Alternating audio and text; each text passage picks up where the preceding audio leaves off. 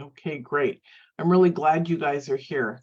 Wonderful. So let's begin. Today we're talking about the self-love and the inner child conversation. So I do have a lot of notes to go over. I'm going to discuss each section and talk a little bit about each one. I think that it's really important. Also, next week is the I Am Self-Love Challenge beginning on Monday. You can find that at www.iamselflovechallenge.com.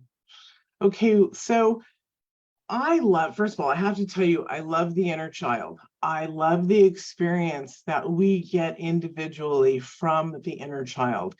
It's the most connective to us that we can get to. And when we can heal our inner child, nothing can stop us, literally. So let's go over some of the things that are really important to understand in this inner child conversation. Everything is through self-love, because the more gentle and kind you can be to yourself, the faster your transformation is. Why? Most of you are learning in the Greatest You Revolution and Academy is that the nervous system has to be calm in order to absorb your information, right? So what does calming yourself and even talking nice do? Makes you in that lovey-dovey somatic space. So there's many ways to get into it, but also train yourself to talk kind. I was thinking about this morning, where the way that I speak to people started. A lot of people that I care about or that I feel kind to, I call honey, just because that's naturally me. Some of my close girlfriends are lovey. So it just depends on who you are. I realized this morning that the number one, where that came to be was actually through my own mother love for my first son. I called him honey 24/7. His little friends at 18 months and 2 months kept trying to call him honey, thinking that Hunter's name was Honey. And so I realized that that's where my mother love came in for people. And so you have to want to be kind and loving to yourself in order to heal the inner child. So understanding the inner child, let's talk about the significance. So we've been talking about that to heal yourself, you have to heal your inner child, right? So the inner child represents the parts of ourselves that carry our childhood experiences, emotions, and beliefs. So there are, and as we go through, there's not a lot to say in that section. So let's move down to the next one, that all of these are bringing you the conversations that you need to talk about for yourself. Healing childhood wounds. It's vitally important to heal and nurture the inner child. Explore how your past experiences, such as trauma, neglect, or abandonment, have affected your self-esteem, your relationships, and your overall well-being. So look, your childhood trauma can get healed, and it can get healed in the inner child conversation here. It's in the inner child work. The childhood wounds I've called for the last 15 years, breaking the energy of your story. So when you knock the wind, so to speak, out of your inner child story, what happens? There's a lightness, the energy's changed. All of it is different and unique. So understand that through working with this inner child, that you can acquire breaking those trauma stories that hurt you today, that trigger you. It's again about being gentle and kind with yourself as you're going through things. So self-compassion and acceptance, right? We've been talking about that more or less throughout this whole time. So emphasize the significance of self-compassion for yourself and self-acceptance while you're working through with the inner child. So if you have self-compassion, again, that's that kind talk, that gentleness. You're not yelling at yourself. You're not calling yourself names. Your acceptance, you may not be at the place yet to be like, I am the most valuable individual. I am so amazing. but you're going to get there if you work on it. Now, for those of you who are watching and listening might say, wow, this is an early stage for me for self-love. That sounds really wild and arrogant. No, it's not. There's nothing arrogant about giving yourself attention and or loving yourself. It's about healing yourself, right? And so if nobody has done it so far, who's going to gift this to you? You have to gift it to yourself. So it's extremely important to not be judgmental, to be kind, to be gentle. And so some people say, well, I don't know what that feels like. And I had just explained how I started using the word honey was because I called my son honey, who I was in love with. And then that opened me up to the whole world being in love with it. So think about your child. And if you don't have a child, we'll do another one. So generally, when we have children, we adore them. They're just the most magnificent thing. We can't see straight. And so that's the love you need to give yourself. If you've never experienced being a parent, great, that's fine. Or the love you feel, that tender, use that towards yourself. That's really extremely powerful. Okay, so let's talk about your emotional triggers, how to identify them.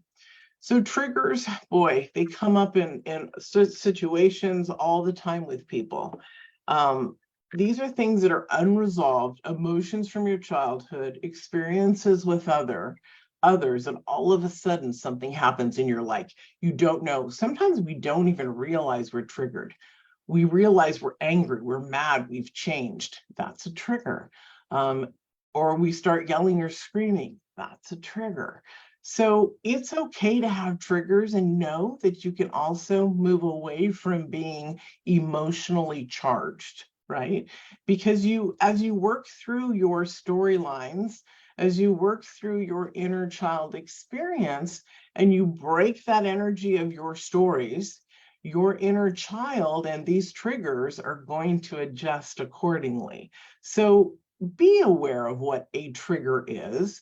I'm not saying run around all day looking for your triggers, but just be aware gently when they come to recognize it, and just put it in a little column over here, or take out your little jot book and write it down so that you can explore it when you have time. It's really important to explore these strategies to recognize and to be able to manage your triggers as they come along, and it'll shift the way that you grow and you heal. All right, so the inner child dialogue.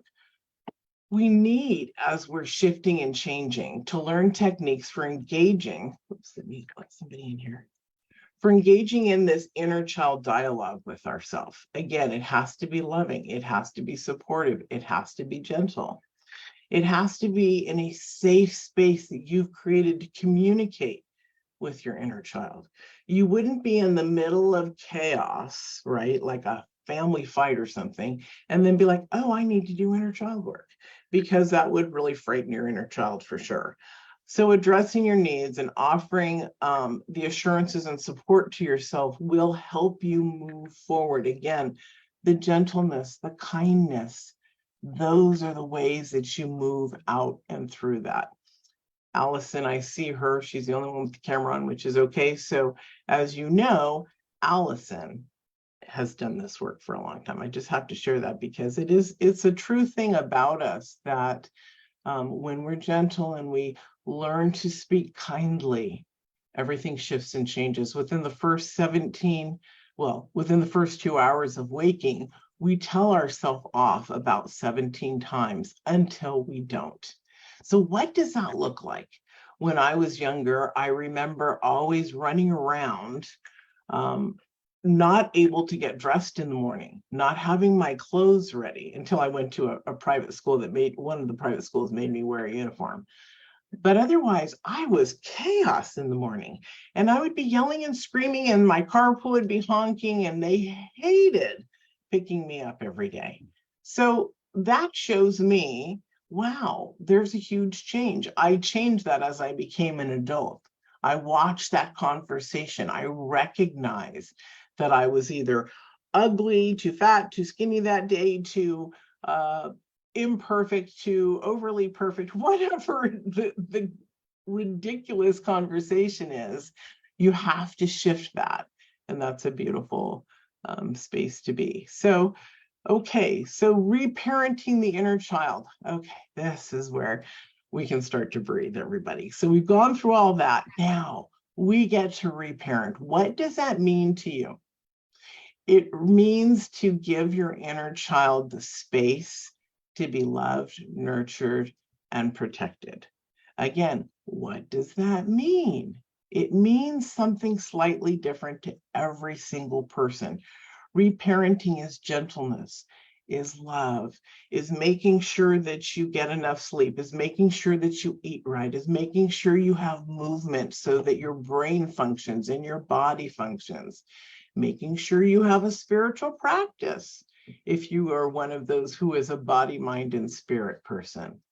It's about loving yourself enough to give yourself support to move through all the stuff that didn't work at one time into completely working.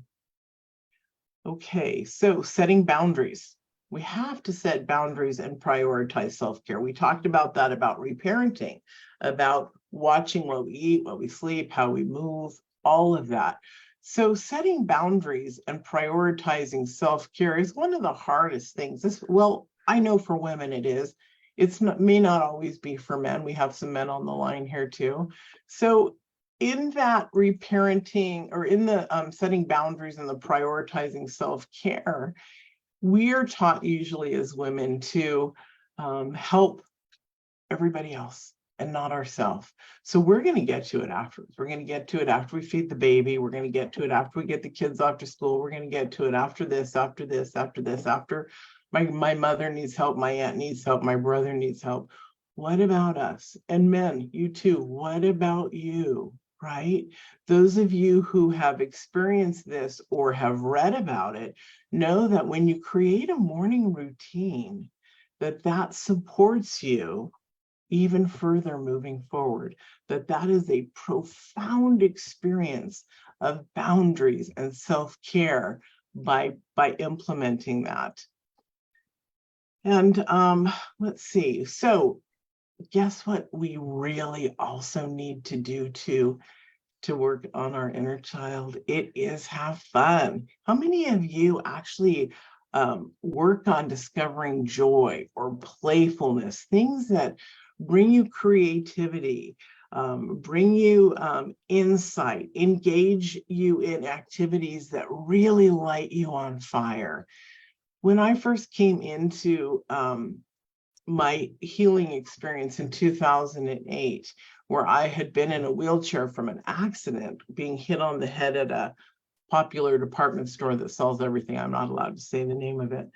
And I was in a wheelchair for like 3 years, having physical therapy every single day for 3 years, well, 5 days a week.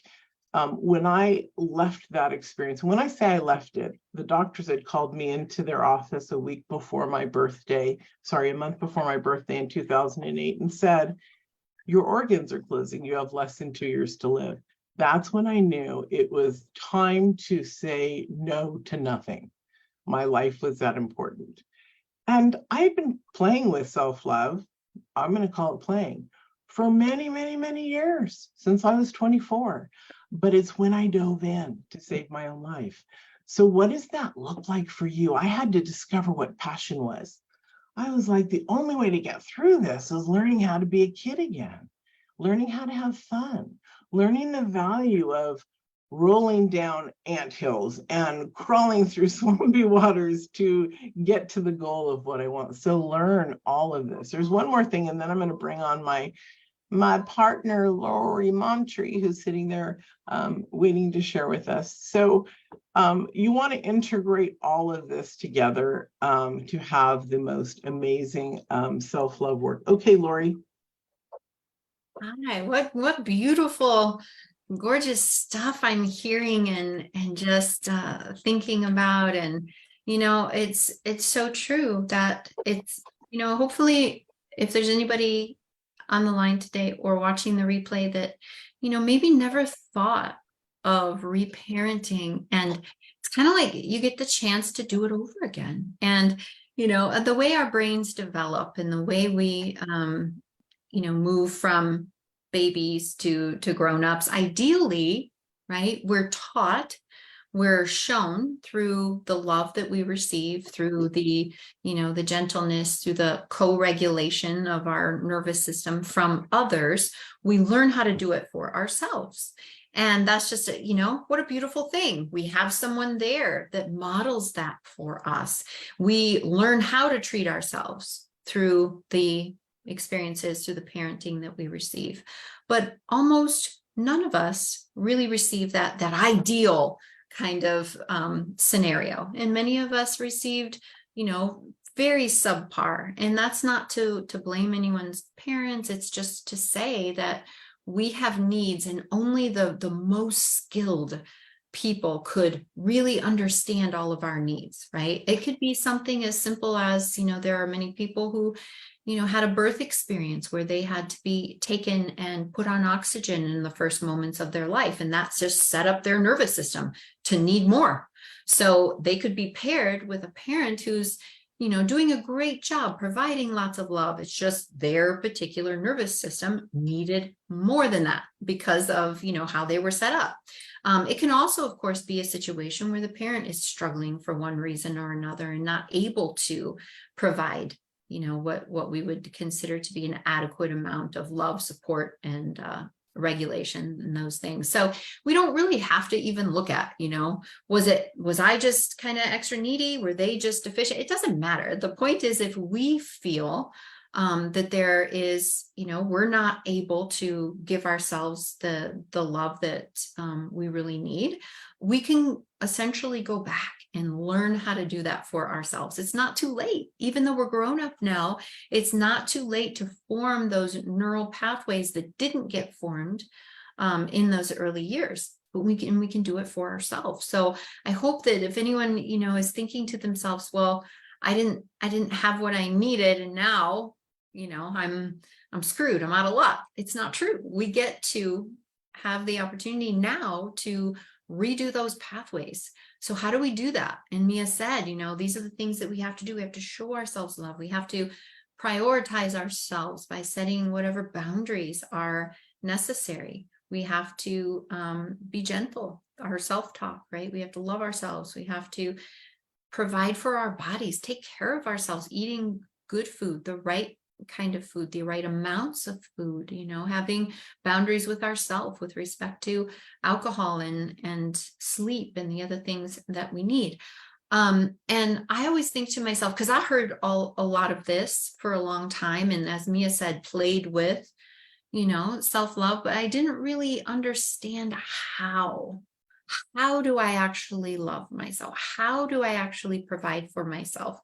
So I always kind of bring in that aspect of, okay, here's some real life practices that you can take away and really start to work with. It doesn't mean that you have to do them exactly like we, would say, but it's a great starting point for you to open up and then let your inner wisdom, your guidance help you and mold these practices in ways that suit you best. But a couple of things is a really robust practice where you actually spend time tuning in and hearing from your inner child.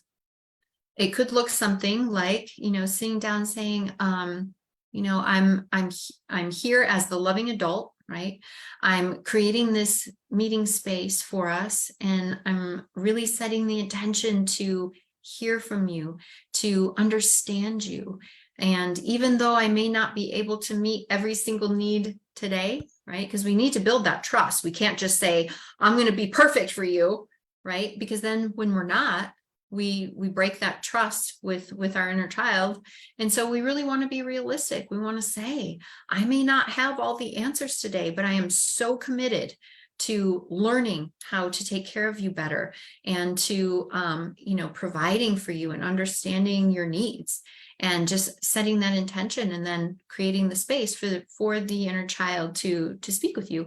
And the inner child, we don't just have to think of it as the 5-year-old version of us. It's because the 5-year-old version of us that was created is still active and it's still having experiences today. So we're not just going back to life at 5.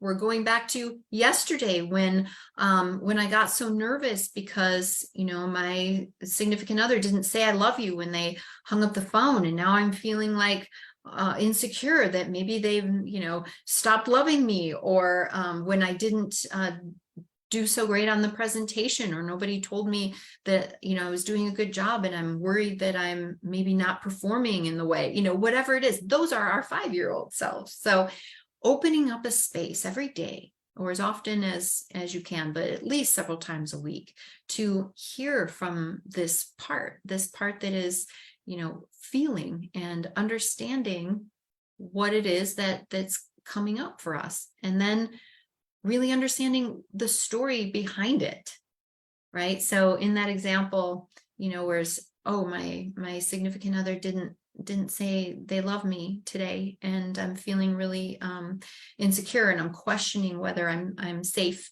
in this relationship, for example. Then you can go a little bit underneath that and understand, like, what is my wounded part, right, saying that's making me feel this way. And then from there, calling in, and being that loving adult presence for yourself. Oh, I see. Yes, that's a really hard feeling to feel. I know that you probably feel that way because, so often your mom, or whatever the situation was cold to you when they were having a bad day. And that was really hard for a child to understand, that you were still loved, but they were struggling with something else, and letting the loving adult come in and soothe and validate and be compassionate with that experience, and being able to have a regular practice where that inner child is able to, it knows it has access to you, it knows it's going to be heard and listened to.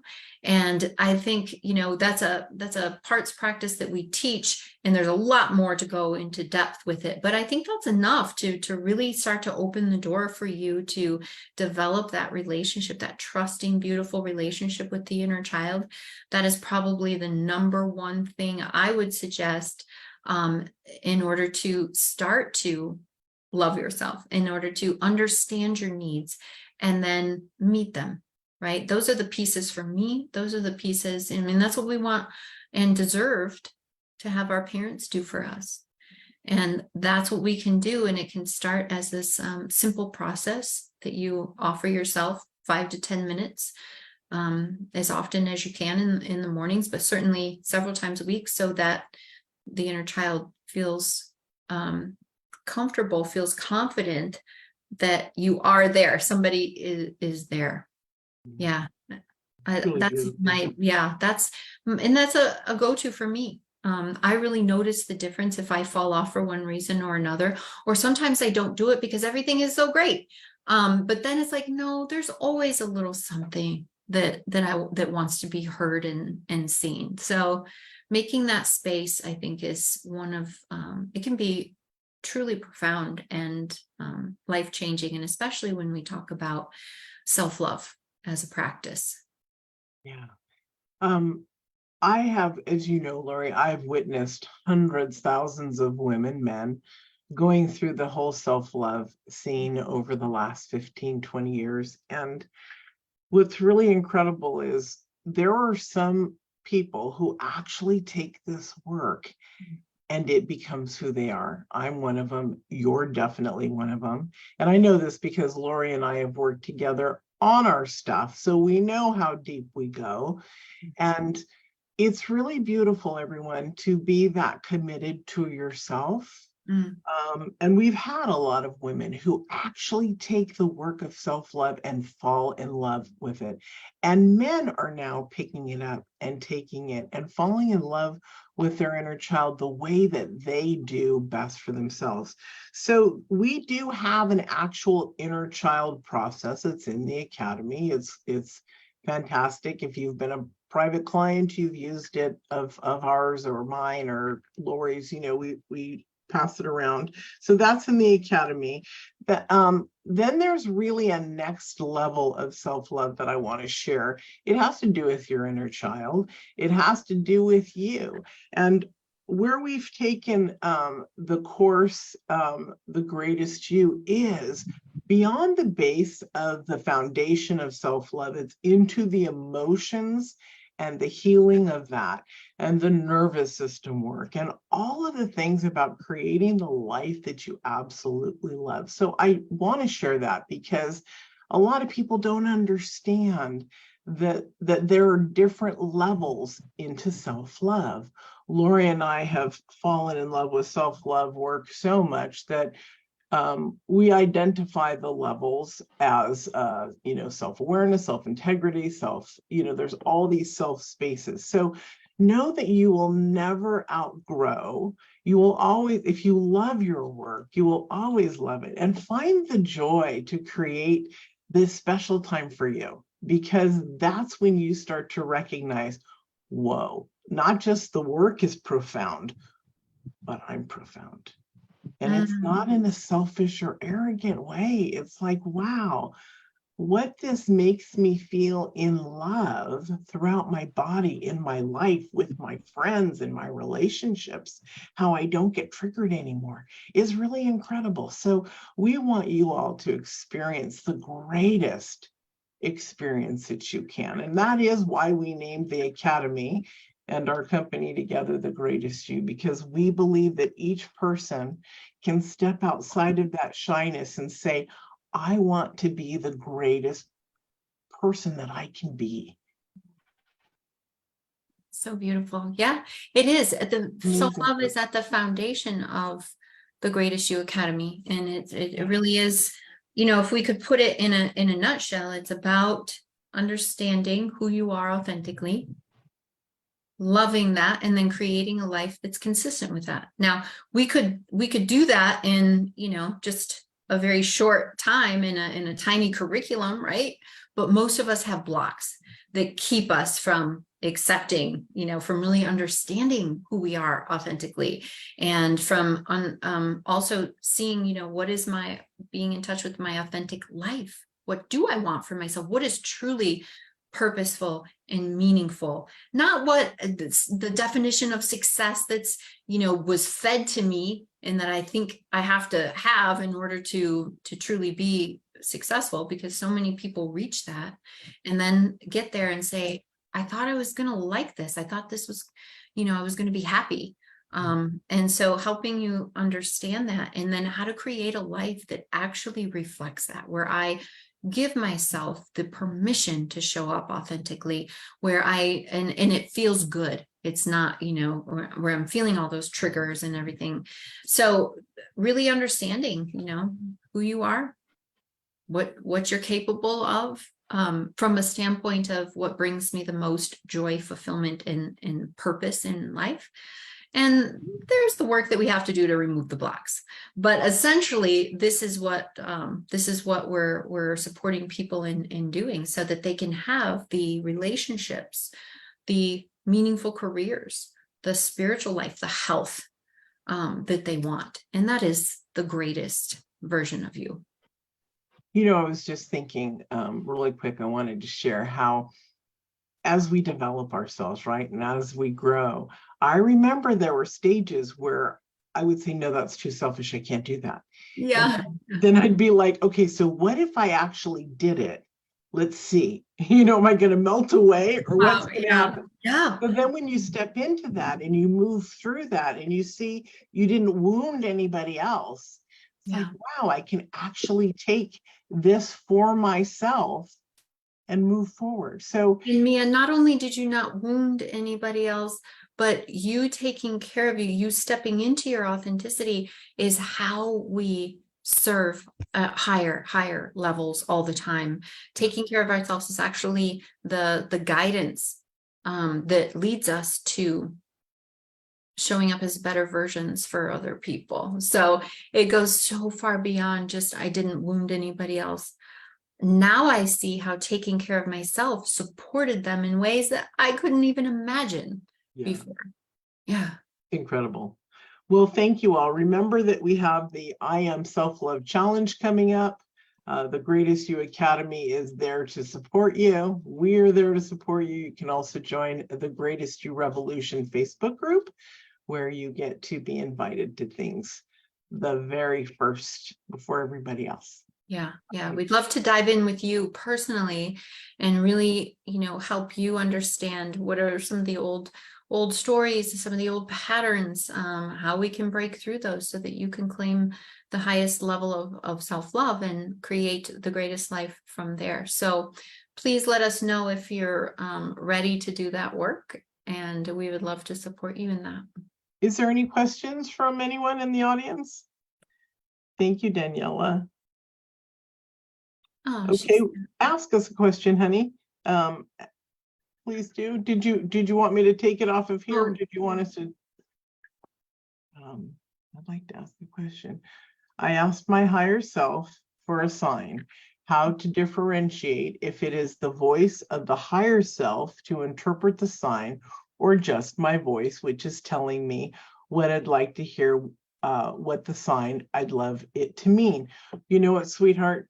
The most incredible experience that I like to work with people on this comes from Love Mastery, is get the book Conversations with God. Up through the chapter of marriage from 1 through 8 is the most profound book you'll ever find. It'll teach you about the ideas, the thoughts that come in. What are you listening to? Are you listening to your higher self? Are you listening to God? Are you listening to all the other voices out there?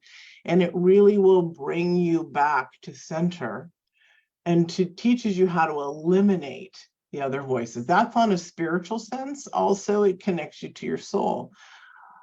Meditation is a sound place to remove that good listening space, to remove all the chaos that's around, to learn to listen.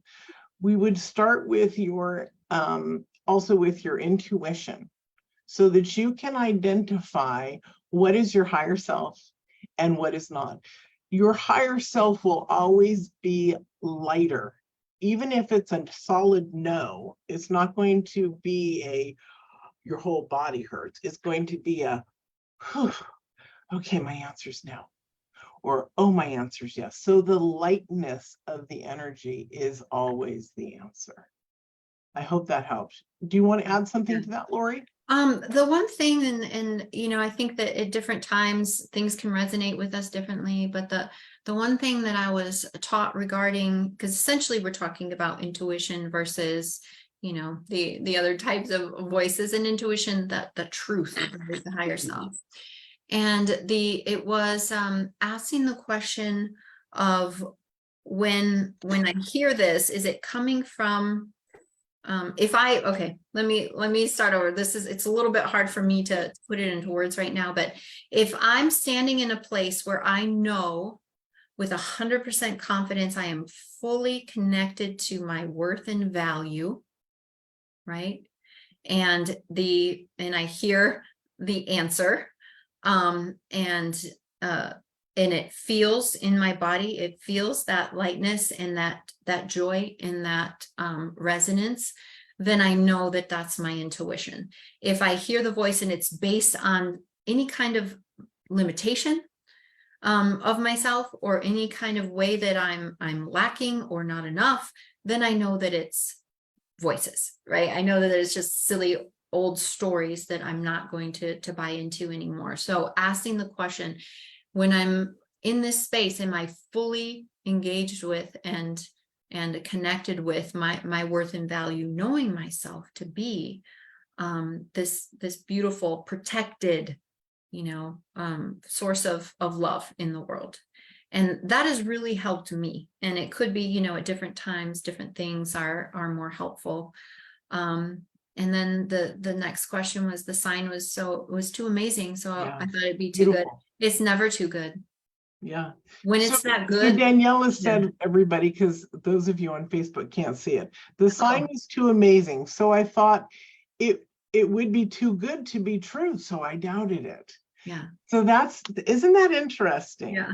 That Yeah. we doubt the good because we've had so much of the other that we can't even possibly change our concept for good. So for those of you, right, Lori, those of you who are the doubters or have had it rough, guess what? You get to play. Remember, in the aspects of the inner child, part of it was playfulness and creativeness. So now you get to reach an element of yourself that you naturally are, right? Which is creative, playful, joyful, expectant of good. The only reason we are not expectant of good is because we've been smashed down too many times, right? Yeah. So we assume something different. So this is really a good changing point for you to launch off of, like diving off the board into the deep end of the swimming pool instead of off the shallow end, because you know now that something that you felt feels good and you're going to follow it. I call it hindsight teaching, and it's a lot of the mystical work that I do with people. What you do is you go back through your experience and you identify it out to see, which is hindsight, right? To see how it flowed and how it worked, so that you can replicate it for the future, so that you can see if your intuition's working. So if you can see if your gifts are working, and they are working, it's just the lack that we don't trust. Yeah, yeah. And our brains are trying to protect us. So we're biologically, physiologically programmed to focus more on the negative and the bad. So it makes sense that we would have a harder time as we collect more and more experiences, but we're not our brains. We don't have to play by those rules. And so we get to do that. And Larry makes such a great point. He says he compares his subconscious brain to his intuition. That's where intuition resides, and it only has so many ways of communicating with the conscious mind and the body. And I really like that you brought out the body, because intuition does. Our bodies, our brains can make up all kinds of stories, but our body never lies. And so connecting into the body and to the body's experience, I think, is one of the most powerful ways to be in touch with intuition, higher self. So I appreciate that you brought that up. Really wonderful, you guys. Any more questions? Any more statements to share? Okay. Thank you very much. Enjoyable. Thank you so much, Larry. Great to have you here. And thank you all. Yeah, and so much love to all of you and your inner children, who deserve, you know, that beautiful love and attention. So I hope that that's something that you walk away from, and that all of our inner children will be loved on more this week and beyond, of course. Yeah. All right. Fabulous, everyone. Have a great week. Bye-bye. Stopping the live stream.